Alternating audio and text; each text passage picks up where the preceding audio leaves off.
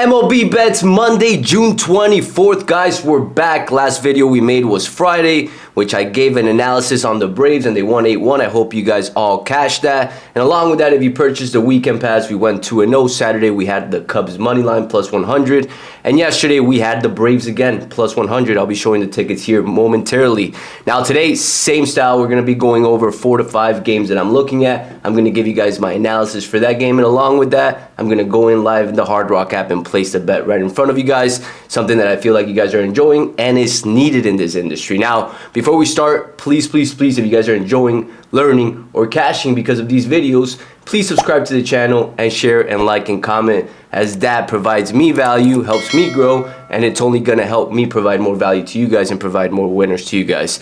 Now, great games this past weekend. This week's slate is insane. Now, a big thing that I've been hearing a lot in my comments with one of the posts that I've been making is the MLB rigged. Is the MLB rigged? I'm going to touch on it just briefly on that game, Dodgers against the Rockies, where 9th inning, 2 outs, Hernandez basically swung. They didn't call it out, and then he hit a home run, and they ended up winning the game ultimately. And we're starting to see a lot of that with umpires making key mistakes. Now, I'm not saying the MLB's rigged. I'm not here to make those claims. Now, it is a little bit sketchy and a little bit weird that that's been happening a little bit more, especially with the teams that have all the money. So it's a little bit weird, but I'm not here to touch on if it's MLB rigged or not. I think it could have been an honest mistake, but something to keep an eye on. Now, let's get to what you guys are here for.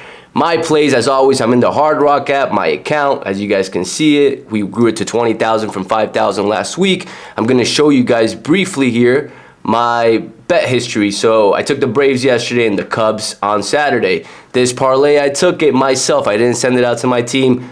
I was feeling good when I'm winning a lot. I like to see if I can, take a big parlay, but only when I'm winning, and I don't send it to my clients. I do it myself just because I have a bigger bankroll. My clients, majority of you guys are building your bankroll, so I don't recommend doing parlays like these. But I did it myself, didn't share it with the crowd, but as always, transparent with you guys. Braves yesterday, 3,000. Cubs Saturday, 3,000. And then you guys got the Braves and Diamondbacks played last week. Now, let's get to it. Let's start with what I always tell you guys I look at first thing every single day, which is the OBP, guys. I look at the OBP every single day for the last 7 days. I like to see who's at the top of the leaderboard, which in this case, the Mets are balling, Phillies are balling too. And teams to look and probably stay away from are the Royals, the Pirates, the Angels, the White Sox, the Marlins, the Reds, the Braves. I mean, the Braves, we took them this week. They were playing pretty well, but they did go down this past weekend because of Saturday and Sunday. They only put up 4 runs, I believe, in total, or around like 5. But the Braves are a team to look out for. So first thing I always look at is this. And then along with that, I go into it and I like to see where the splits are, where it's going, right? So I like to see what games have a loop-sided spread. Again, guys, one of my rules is I don't like taking teams that have all the support and all the money. It's just not my style, and it typically loses 9 times out of 10. And there's signs that you could look at to see if it's a play that doesn't make sense. And it's called reverse line movement, which I'm sure you guys know of it, where the line opens at minus 130, the team is getting all the money, all the handle, yet the line is moving backwards. So that, when I look at those types of games, I either see them as a trap and I take them, or I stay away ultimately, right? So I look at this, and as always, guys, I create my own lines. Now, I'm doing it a little bit differently this time around for you guys. I'm only going to talk on the 4 games to keep it nice and organized rather than having a bunch of games that I'm not going to talk about. I went through the 4 games that I'm looking at, and one of these games are my actual play.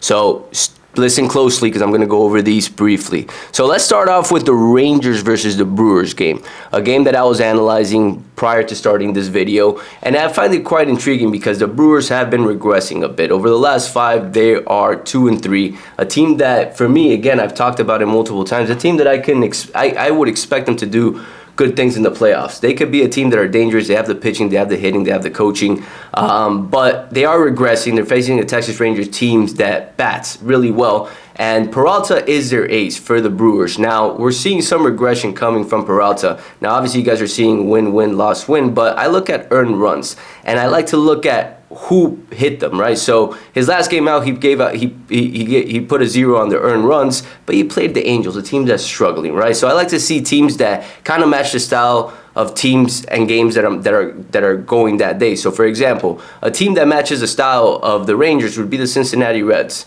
right? Milwaukee, they sit well on the plate. They don't strike out a lot. Few players do, but not all of them. So I like to compare it to that. And we saw some regression from Peralta, and Lorenzo's been playing pretty well.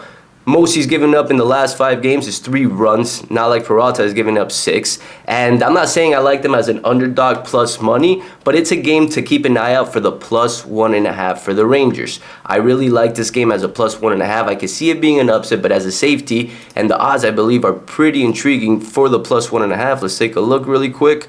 Plus 1.5, minus 145. I'll take that every day of the week.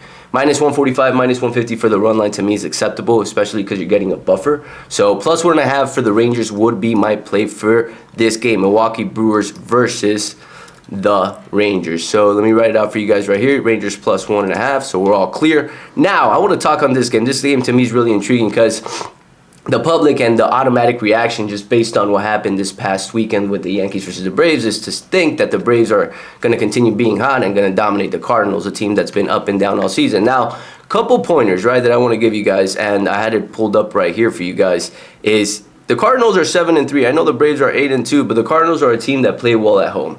And something I like to keep an eye out for teams is when their best player starts getting hot. And in this case, it's Goldie. Goldie's been hitting pretty well. And when the best hitter hits well, typically the team follows. And they're playing a pitcher that's unknown to them. They haven't hit him, but he's not as good as I would say Lynn. Lynn is a veteran on the mound. He's controlled the Braves before. And we can actually, again, pull it up in matchups. It's not something that you need to guess, right? You can go into the matchup, see how they've done against each other. St. Louis hasn't faced Atlanta's pitcher today, but he's not the best pitcher, right? We know that from minor leagues. You can do your studies on that, and I can share that information in other videos when I start making them more on my systems. But you see Lynn, the only person that hit him is Riley, but he's faced Atlanta's batters multiple times, and he's controlled them, and Lynn is an expert at that. Lynn could have bases loaded with 0 outs, and he can manage to get out. That's what a veteran does, and I've bet on Lynn multiple times this year, and we've cashed big time on him. So my lean for this game is the value play. Cardinals at home with the better pitcher. They're hot, 7-3, and their OBP is high as well. As we can pull it up right here, St. Louis Cardinals are 11th in the last 7 days OBP-wise. So my pick for that game would be St. Louis Cardinals money line. And I like them a lot because they are a value play. They're plus 100, so you're getting your money back, 100% of your money back. This game is one of the games that I like the least, but I wanted to touch on it because I feel like majority of you guys will look at the Phillies and think that the Phillies, since their number 1 OBP, is the play for the day, and they should win. But I'm here to tell you that if I were to take that game, I'm not taking that game. I'm just going to give you guys my analysis. I would take Tigers plus 1.5. They're home. Mize is a good pitcher. And Detroit has been playing better this year than most expected, right? And they're home. To me, is a big piece. And the line has been a little bit weird where it's moved. It opened up at minus 180, pushed down to minus 175, minus 170, to the point of minus 165 earlier in the morning, and now it's pushed back to minus 175 with all the support going on the Phillies and all the money going on to the Phillies. So reverse line movement right there, something to be wary of, kind of like I went over Friday. I told you guys Cubs, it should have won. I like him as a play, but based on that line movement, I'm staying away, and I would take the Mets plus 1.5. The Mets dominated. I think this is a similar spot, but ultimately, there's better games on the board, guys, than the Phillies on the Tigers game. So I would stay away from this game, but if I were to go with something, I'd go with Tigers plus 1.5. Just giving you guys that warning. Again, I'm not taking this game at all. Now, Guardians versus the Orioles, a game that's very interesting to me because of the pitching matchup, right? Let's pull up the pitching matchups, and something I spoke about a lot last week, which is how teams hit against lefty versus righty pitchers. So Guardians versus Orioles. Guardians are a team, I think they're an excellent team as well, a heavy favorite to win it all along with the Orioles. Now, we look at the splits here, and the Guardians hit lefties pretty well.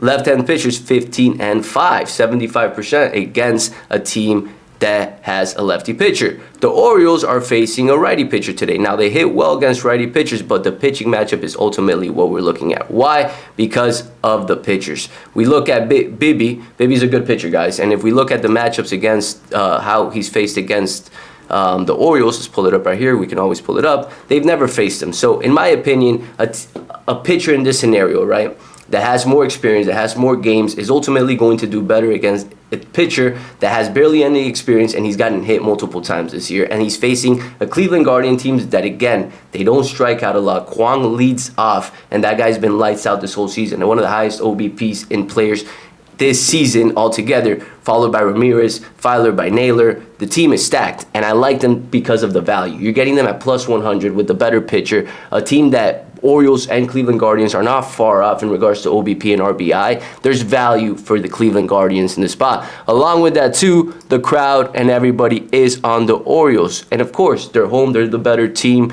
They're ultimately a team that most people are perceiving to win the World Series. So I get it, why the Baltimore Orioles are favorite. Now, in my opinion, when I made my lines, I had this game a little bit more in favor for the Orioles, which gave me an alarm. I was like, wait, what's going on? And it made me analyze and look at the pitching matchups, look how Cleveland does against left-hand pitchers, and ultimately how they've been doing all together. So my pick for the day is Guardians money line. Let's go live to the Hard Rock app. So as I mentioned, my main play for today is going to be the Cleveland Guardians. Today, June 24th, Monday, June 24th, I'm taking the Cleveland Guardians for $3,000 on the Cleveland Guardians. Place bet plus 105, and we are locked in, guys. That's it for today. As always, guys, if you enjoyed the show, please share the show. And one last thing before I let you guys know, I know I've been speaking a lot about the strategies for my plays and all that. Please go ahead and message my personal account, Fred Wins, on Instagram strategies. And I'm going to send you a detailed information regarding how to get all my strategies and what I'm doing in regards to that for the people that want to learn. So I put it in the descriptions below. My Instagram, message me strategies to Fred Wins, and I'll send you that over. And I'll catch you guys tomorrow for the next episode.